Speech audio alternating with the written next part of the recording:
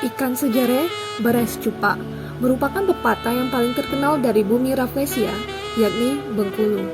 Kota Bengkulu secara geografis terletak di tepi pantai barat Sumatera.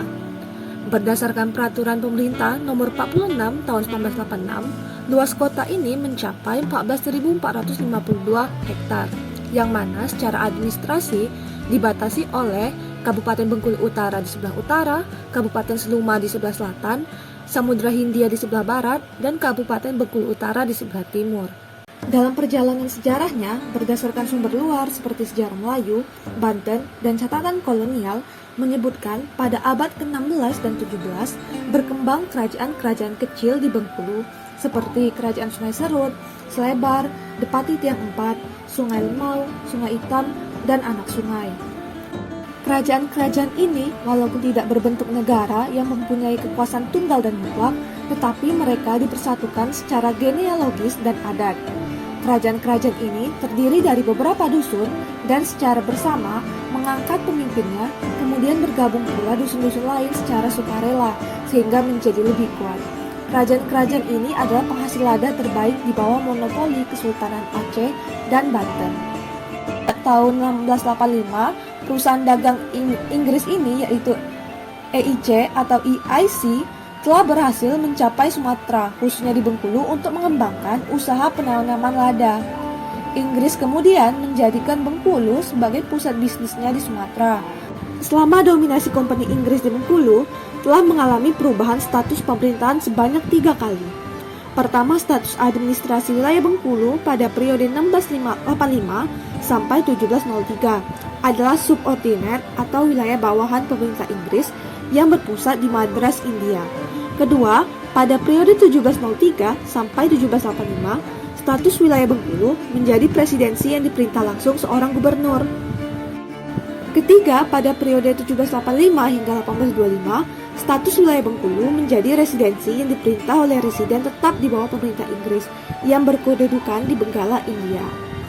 Kutipan tersebut dikutip dari Setianto tahun 2001.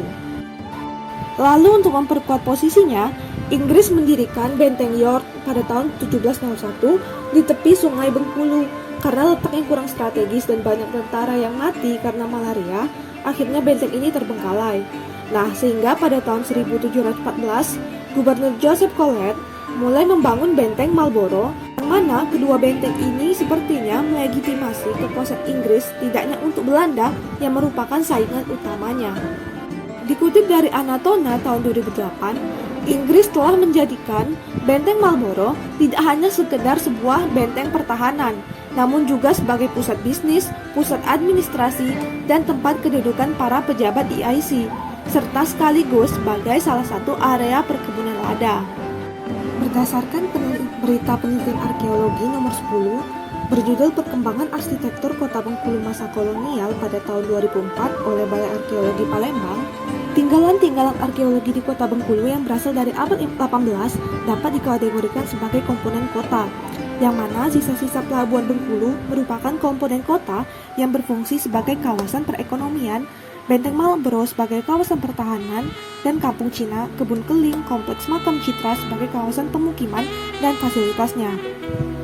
Nah, dapat dilihat dari komponen kota tersebut bahwa Benteng Marlborough yang merupakan benteng pertahanan itu dibangun untuk melindungi kawasan perekonomian, juga melindungi kawasan-kawasan lainnya termasuk dalam komponen kota Bengkulu. Benteng Marlborough sendiri berdiri di atas lahan seluas 44.100,5 meter persegi dengan panjang 240,5 meter dan lebar 170,5 meter dengan orientasi 215 derajat ke arah barat daya. Bangunan dasar benteng ini sangat kental dengan corak arsitektur Inggris abad ke-20 yang megah dan mapan. Bentuk keseluruhan kompleks bangunan benteng menyerupai penampang tubuh kura-kura yang mengesankan kekuatan dan kemegahan. Detail-detail bangunan yang bergaya Eropa menanamkan kesan keberadaan bangsa yang besar dan berjaya pada masa itu. Dari berbagai peninggalan benteng, pada bagian kepala dan badan dihubungkan dengan jembatan yang berbentuk bagian leher. Pada bagian belakang benteng terdapat pintu masuk dari belakang dan sebuah jembatan di atas parit yang membentuk bagian ekor. Ketiga jembatan itu pada masa awal sewaktu-waktu dapat diangkat dan diturunkan. Di sekeliling benteng dari batas terluar dinding masih terdapat batas-batas asli berupa parit-parit. Pada bagian dalam benteng terdapat beberapa bangunan memanjang yang pada awalnya difungsikan sebagai gudang persenjataan, tempat tahanan, dan perkantoran, serta ruang terbuka yang merupakan halaman bagian dalam, serta keseluruhan bentuk bangunan yang berdenah kura-kura merupakan ciri khas benteng-benteng di Eropa. Untuk bagian atas benteng menghadap ke Samudra Hindia dan pantai Tapak Padri, dipersenjatai dengan meriam-meriam, sedangkan di bagian bawah terdapat beberapa ruangan besar dan kecil yang digunakan sebagai kamar-kamar serdadu, ruang tahanan, gudang mesiu, perbekalan, dan ruang kantor untuk pejabat-pejabat Inggris yang ada di Bengkulu. Ruangan gubernur Inggris di sekitar benteng terdapat parit-parit pertahanan dan 3 buah jembatan penghubung yang waktu-waktu dapat diangkat. Pada bagian belakang pintu benteng terdapat 3 buah bangunan makam, yaitu makam Thomas Parr, Charles Murray, dan 1 makam tak dikenal. Selain ketiga makam tersebut, terdapat pula 4 buah prasasti nisan berbahasa Inggris yang ditempelkan pada dinding gerbang pintu masuk dari belakang yang bertuliskan George Thomas Shaw yang meninggal tanggal 25 April 1704, Richard Watts yang meninggal 17 Desember 1705 dalam usia 44 tahun, Henry Stirling yang meninggal pada bulan April 1744 dalam usia 25 tahun, dan Kapten James Cunny yang meninggal Februari 1737 dalam usia 36 tahun. Namun, tidak lama setelah pembangunan tahap pertama benteng ini selesai pada tanggal 17 Maret 1719, Gerakan Sosial Rakyat Bengkulu berhasil mendepak Inggris keluar dari bumi Rafflesia. Untuk mengenang semangat patriotisme peristiwa ini, pemerintah daerah Kota Bengkulu menjadikan 17 Maret 1719 sebagai hari jadi Kota Bengkulu. Dikutip dari Muardi, sementara Bengkulu menikmati kemerdekaannya, Belanda kembali ingin menanamkan pengaruhnya. Nah, untuk mengurangi pengaruh Belanda, Inggris diizinkan kembali ke Bengkulu pada tahun 1720. Inggris memperkuat benteng Marlborough dengan 72 meriam. 1759 di sekeliling benteng dibangun parit kering yang diisi balok-balok kayu untuk menangkap proyektil meriam. Parit dan pintu utama yang selalu tertutup rapat seolah menjadi pemisah dari lingkungan sekitarnya. Selama di Bengkulu, Inggris tidak pernah merasa nyaman karena perlawanan rakyat yang tak pernah sepi.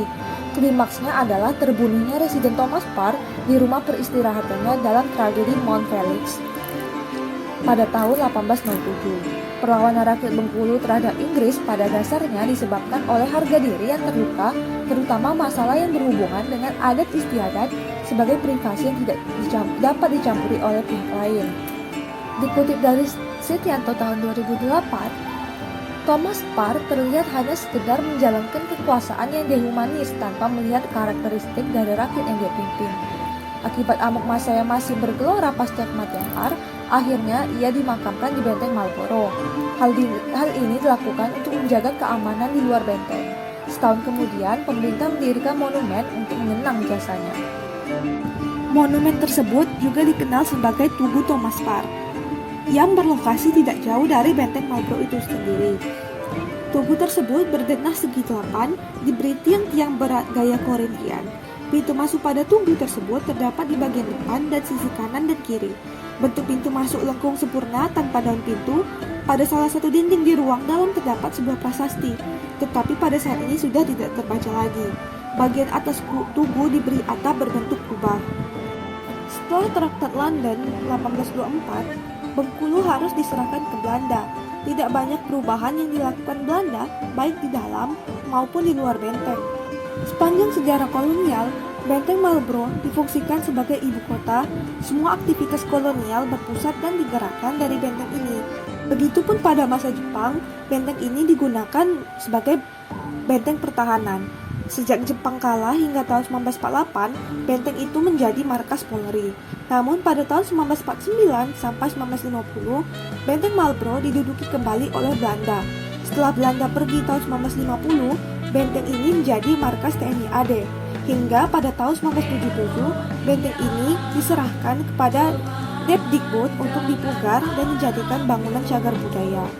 Saat ini, kawasan benteng Marlborough merupakan salah satu objek wisata di Kota Bengkulu yang sangat diminati dan juga dilindungi. Hingga sekarang, Benteng Malboro telah mengalami pemugaran, tetapi pemugaran tersebut tetap mempertahankan bentuk dasar Benteng Malboro.